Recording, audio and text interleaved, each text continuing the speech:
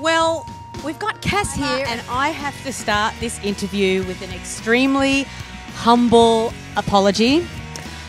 You said tonight that if you'd have been a man and played the game the way that you did, everybody would have patted you on the back and said, yeah, what an awesome game. But because you're a woman, people are like, oh, she's a bitch and she...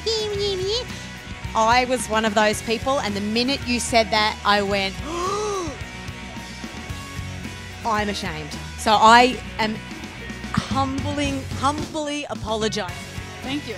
All women should play like men, so we're all playing together. I've prided myself on being a feminist and a groundbreaker all my life, and you just threw a truth at me that really shocked me. I'm glad. I mean, I hope people see that. I know I've been very polarizing, but you'd be surprised how many women come up to me and say, I love that you call them out. I love that you don't take crap. You know, and I played like a man. Unfortunately, it doesn't work for a woman, and a 41-year-old woman who's supposed to be a mom and nice and have her nerdy glasses and just sit around and make rice for everyone.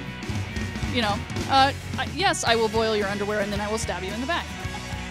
But the game, you actually meant to stab people in the back in the game.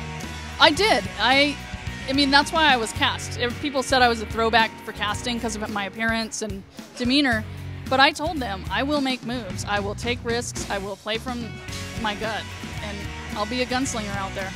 Oh, you were a gunslinger, and they didn't see many of the moves that you were making. A lot of people didn't see it, and I think they were blinded by it hurts to have it happen by someone like me. It's easier from a big brash guy who's like, I'm in your face and I'm going to do it. And I'm just like, does anyone want some rice? And I know I'm a socially awkward person. I know that about myself. Yes, I am. I thought what was most ironic was Tony was saying you talk too much. Tony? I didn't have to speak llama at any point. He got mad because I called him out a lot. But I was actually quite quiet at camp. It was funny, we were really stupefied by the whole llama comment because nobody knew the story that you had spun about your career. So we all took to Twitter going, llama, has Tony completely lost his mind? Nobody knew. Until I think it was Parvati kind of, I think she told the story, or eventually it kind of made its way through social media. Please share with people who don't know your supposed career. It's not supposed. My family does own an exotic animal ranch. Yes, that's when, it was Trish on the Poverty Show said, Kass had these lies, like she lives off the grid and she takes reindeer to TV events and stuff. And I saw that, and I actually tweeted a picture of me with Chelsea Handler with a reindeer from this season. And I was like, what other lies did I tell? Yes, I live off the grid. Yes, I mean, I am an animal handler. So it became like Chinese whispers, because then she was saying, oh, when she takes llamas to Ellen DeGeneres. So it was a little bit like Chinese whispers, where the story got bigger and bigger and bigger when it really wasn't your story at all. Oh, right.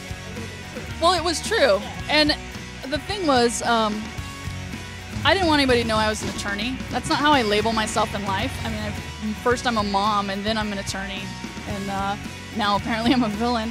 But I wanted people to think, on that Brains Tribe, people did not have an ounce of street smarts. They called me farm fit and farm smart. I do live off the grid. We have a well, and we have chickens. I would have known where the eggs come from. I grew up like that. I know how to tie knots and use tools. The men on our tribe did not know how to do anything that you would expect, and that's me being stereotypical.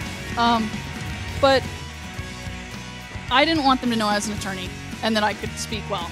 And I spoke well to the camera, I think. I had a lot of one-liners and whatnot. I don't even remember saying half of that, but I did not want people thinking I might outwit them in any way. I decided on that tribe of brains who were all very proud of their professions that maybe I should be the common sense and be like, well, I'm on here for common sense. I did put that shelter, once Jatia's engineering failed,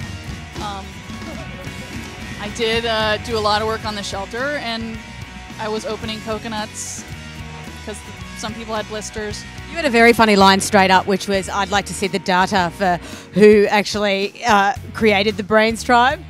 Well, we were also in our own heads, and we were all theorists. You know, I mean, we thought ourselves in circles. And I would just sit there and like, wow, I know you people are all geniuses because you tell me on a daily basis. Spencer. Oh, look, they're still coming. The punches are still coming. The show's over and she's still at it. Do you think there's any friendship there between you and Spencer moving on? Oh, yeah, yeah. I mean, we joke around. I think tonight is hard. I think it was really hard on Spencer to see that immunity challenge. And I think everyone has to process their exit day individually. And I give them that. A lot of people have said some lousy things about me. I don't have hard feelings. You get an absolute serving out there on Twitter. How are you going to handle that moving forward, and especially as a mother dealing with that? Because, you know, bullying is rife. How are you going to handle that? I don't call cowards with Twitter handles. They're not bullies to me. They're people who hide behind a computer and get a life, man. Get a freaking life. To me, it's a game show. It's not a reality show. To me, I always think of it as a game show. And I looked at myself as a contestant, not as some TV personality or something. I went out there to try to win Survivor. And I didn't go out there to get 1 million followers and turn into some chaos cast thing. I don't even use that term. I don't hashtag myself. I thought that was a joke out there when I said it. I had no idea that the world would pick it up. I think that's a really, really great, interesting point in that it's not a reality show, even though we're all talking it as reality. It is a game show, and I think that's probably a very unique perspective. Yeah, I mean, I went out there to compete, not to be famous. In fact, when I came out of the game, I said, I hope you guys never even air it, because I had so much fun watching, like playing it. And we have to wait so long, and it's a long process. Will you be back? Probably. I don't know. I mean, I hear everything I read. Well, heroes and villains. Unfortunately for the Twitter people, I'll be back. She'll be back. Well, thank you. You were highly entertaining, and again, I apologize. Well, I hope that women can see that. Maybe rewatch the season and look what I do and look what Tony does. And who's more despicable if you take away the gender? There you go. The fight continues. Maybe season 30. There are rumors that it'll be heroes and villains or superstars. So we might see you then. We wish you all the best moving forward, making friends, leaving the enemies behind. Thank you so much. Thanks, guys.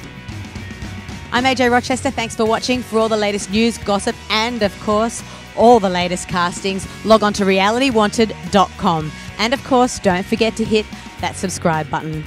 Thanks for watching.